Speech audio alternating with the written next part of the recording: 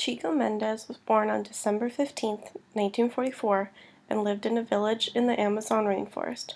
His family made their living by tapping rubber trees and using the substance to be turned into and sold as rubber.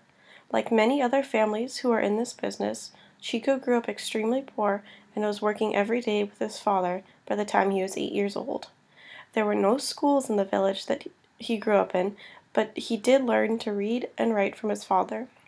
The barons who owned the plantation did not allow their workers to read or write, and they provided inhumane conditions to work in. This is what really pushed Chico to make a difference in his life. As time went on, the rainforest was being sold to cattle ranchers who would cut down and burn the rainforest in order to clear land for cattle farms. Mendes formed the Sapuri Rubber Tappers Union, which was a group of people who shared the same view as Chico on cutting down the forest. His union said, quote, "This fight does not belong to only the workers, it belongs to all Brazilian society." End quote.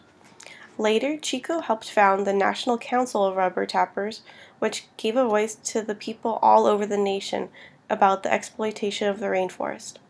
During this time, the large corporations and ranchers were opposing Chico and his protests by threatening the protesters and even killing some of their workers. Chico Mendes said himself, quote, "We cannot remain silent in the face of a situation. We are unable to remain silent in the face of so much injustice." End quote. He even went so far as to go to Washington, D.C. and convince U.S. Congress to limit how much of the rainforest was being cut down and harvested.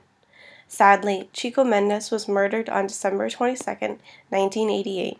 His death was a movement that pushed policies into place. According to the moralheroes.org, his death caused 8 million acres of rainforest that are now protected. While he was alive, his most famous words were, quote, "At first, I thought I was fighting to save rubber trees. Then I thought I was fighting to save the Amazon rainforest. Now I realize I am saving to fight humanity."